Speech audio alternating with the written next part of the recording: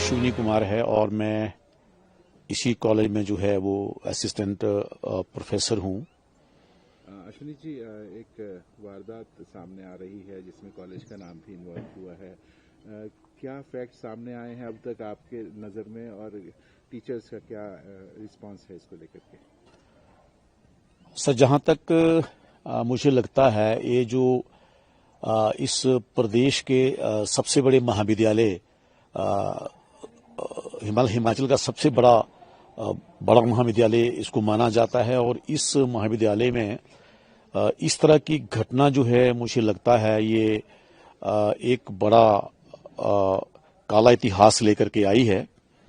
जो आगामी समय में ये जो इतिहास है वो सबको याद रहेगा, क्योंकि हम तो अभी इस कॉलेज में 100 ईयर्स मनाने वाले हैं नेक्स्ट ईयर। बहुत पुराना कॉलेज है, अंग्रेजों के जमाने का कॉलेज है और बहुत अच्छे विद्यार्थी जो है इस कॉलेज ने दिए हैं सोसाइटी को।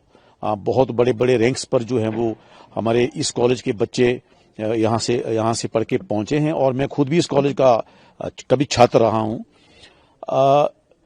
मैं ये कहना चाहता हूं कि इस घटना में जो है सबसे पहले मेरी संवेदना जो है उस बच्ची के परिवार से है, क्योंकि आज जहां बेटी पढ़ाओ और बेटी बचाओ की बात होती है तो निश्चित तौर पे उनकी बेटी जो है अब इस दुनिया में नहीं रही है। उनके पिता का, उनके माता का, उनके सगे संबंधियों का दर्द जो है मैं समझ सकता हूं। मेरे पास कोई शब्द नहीं है और मैं भगवान से दुआ करता हूं कि उस बच्ची को जो है मेरे मालिक अपने चरणों में जो है जगह देना। और इस कहानी, क्योंकि मैं खुद भी आउट ऑफ स्टेशन था जब मेरे ध्यान में भी ये मामला आया है कि इस तरह से कॉलेज में हुआ है, तो बच्ची, ऐसा सुनने में आया है कि बच्ची जो हमारे पास पढ़ती थी और वो फेल हुई थी और ऑन रोल, क्योंकि जून में जो बच्चे पेपर हमारे कॉलेज में देते हैं उनका हम ऑन रोल जून में कर देते हैं और बच्चों का जो रिजल्ट है वो कई बार जुलाई में आता है, कई बार अगस्त में आता है। तो जो बच्चे पास होते हैं वो अगली क्लास में जाते हैं और जो बच्चे फेल होते हैं वो उनको पिछली क्लास में आना होता है। तो इसमें बहुत से बच्चों को कई बार पता नहीं होता और ये एक कहानी नहीं है, ऐसे बड़े बच्चे होते हैं जो कहते हैं कि सर मेरी अटेंडेंस सेकेंड ईयर में लग रही है या फाइनल में लग रही है, लेकिन उनका रिजल्ट जब आता है तो बच्चा फाइनल में फेल हो जाता है तो वो सेकेंड ईयर का माना जाता है और सेकेंड ईयर में जो होता है तो वो फर्स्ट ईयर का माना जाता है। लेकिन कई बार जो है बच्चे इस चीज को नहीं मानते हैं और ये आने वाले समय में एक बहुत बड़ा प्रश्न है हमारी जितनी भी जमात है पूरे कॉलेज के अंदर, पूरे हिमाचल की मैं बात करूंगा। बहुत सी ऐसी समस्या जो है हमें फेस करनी पड़ती है कि बच्चों को समझाना बहुत मुश्किल होता है।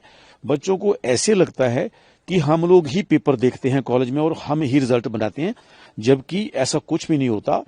हमारे प्रदेश में कॉलेज में पेपर होते हैं और उसको चेक करने के लिए एक प्रोफेसर जो है वो बड़ी सीक्रेट मामला होता है, रिजल्ट एक बड़ा सीक्रेट मामला होता है और किसी बच्चे से हमारी कोई गरज नहीं होता।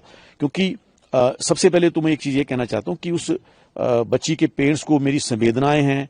बहुत दुखद घटना है ये, पूरे प्रदेश में मैं देख रहा हूं कि जगह जगह से जो है इसके बारे में बोला जा रहा है, लिखा जा रहा है। दूसरी बात, तो बच्ची हमारी कॉलेज की विद्यार्थी नहीं थी, उसके बाद वो कैसे बीमार हुई है, उसको कैसे वो डिप्रेशन में चली गई, जिन डॉक्टरों ने उस बच्ची का इलाज कराया होगा उन्होंने पता नहीं क्या डायग्नोज किया है, वो सारी चीजें जो हैं वो बच्ची के ब्लड सैंपल से या उसके एक्सरे से या उसके सीटी स्कैन से या उसके बोल ऑफ बॉडी स्कैन जो होता है उससे फाइंड आउट हो सकता है। क्योंकि हमारा जो मेडिकल साइंस है बहुत आगे है और अगर वो बच्ची जो है वो उसमें जो है वो उस अचेत अवस्था में थी तो कहीं ना कहीं मुझे लगता है इसमें मेडिकल साइंस का बड़ा रोल रहेगा।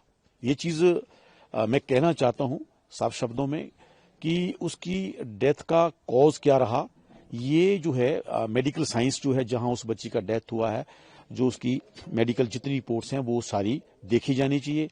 और जो एक आरोप जो है प्रोफेसर के ऊपर की जाती है तो ऐसा है, बच्चे जब हमारे पास पढ़ते हैं तो कभी भी किसी बच्चे की जाति टीचर नहीं पूछता, क्योंकि ये बहुत बड़ा कॉलेज है। यहाँ पर सैकड़ों के हिसाब से स्ट्रेंथ होती है। हमें बच्चों का जो है, हमें घर पता नहीं होता, नाम पता नहीं होता, एक दो बच्चों का हमें नाम पता होता है। तो मुझे लगता है कि ये जो जातीय भेदभाव वाली बात है, इसमें कोई ज्यादा सार्थकता मुझे नहीं लगती है, क्योंकि जो प्रोफेसर साहब हैं वो खुद भी पिछड़ा वर्ग के हैं, और इसलिए उनका एक लंबा इतिहास रहा है नौकरी में। करीब आज से 21 वर्ष पहले वो कॉलेज में सेलेक्ट हुए। उन्होंने हिमाचल प्रदेश लोक सेवा आयोग की परीक्षा को क्रैक किया, और वो ज्योग्राफी के प्रोफेसर हैं और लोकल हैं, और ग्रामीण परिवेश से हैं, और एक बड़े बड़े तपते हुए परिवेश से, बड़ी गरीबी के परिवेश से वहां से उठ के उन्होंने जो है वो कॉलेज कैडर को जो था वो उन्होंने सेलेक्ट हुए हैं। और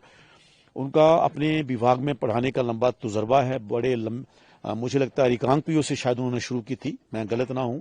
और जिन जिन कॉलेजों से फीडबैक आई है, तो उनके साथ जितने सहपाठी रहे हैं कॉलेज में, या कॉलेज के साथ जो प्रोफेसर रहे हैं, कोई भी ये कहने के लिए वो कहते हैं कि बहुत अच्छे सर हैं। जहां तक बच्चों की बात की है, तो हमारे डिपार्टमेंट में बहुत से बच्चे हैं, सारे बच्चे ऐसे बोलते हैं कि सर बहुत अच्छे हैं सर। और हमारा डिपार्टमेंट तो नीचे है, लेकिन मैंने अक्सर उनको अपने मुंह से बच्चे बच्चे करते देखा है, और बड़ी सी रिस्पॉन्सिबिलिटीज को जो है वो इकट्ठे संभालने का मादा वो रखते हैं। तो मुझे ये लगता है कि बच्ची को किस तरह से उन्होंने ऐसा बोला होगा, इसमें कोई मुझे तथ्यों से परे लगती है। लेकिन फिर भी मैं ज्यादा नहीं कहना चाहता, क्योंकि मामला जो है वो ये अब लीगली है, और हमारे संविधान में जो है वो न्यायपालिका को सबसे सर्वोच्च रखा गया है। तो मैं उसका सम्मान करता हूं। मैं पुलिस जो इन्वेस्टिगेशन करेगी उसका हमें सम्मान करना होगा, उसको हमें मानना होगा, और जो न्यायपालिका इसमें करेगी उसको भी हमें मानना है, क्योंकि सबसे बड़ी एजेंसी हमारी इन्वेस्टिगेशन की उसमें लगी हुई है। टीचर्स एसोसिएशन ने एक रेजोल्यूशन, हाँ, जहां तक टीचर एसोसिएशन जो हमारी HGCTA धर्मशाला यूनिट है, उसमें हमारे जो अध्यक्ष हैं डॉक्टर बत्स जी, उन्होंने कल हमने सबने मिलके एक रेजोल्यूशन पास किया है। उसमें जो है हमने स्वागत किया है कि जो एजेंसी है वो ठीक से इन्वेस्टिगेशन कर रही है, और हमारी उसमें आस्था है। और SP साहब को भी कल मेमोरेंडम दिया है कि वो इस इन्वेस्टिगेशन को जो है वो बिना भेदभाव के, कि वो मतलब जो है वो बच्ची का भी पक्ष रखा जाए, प्रोफेसर का भी पक्ष रखा जाए, दोनों पक्षों को जो है वो सुना जाए, यही मैं कहना चाहता हूं।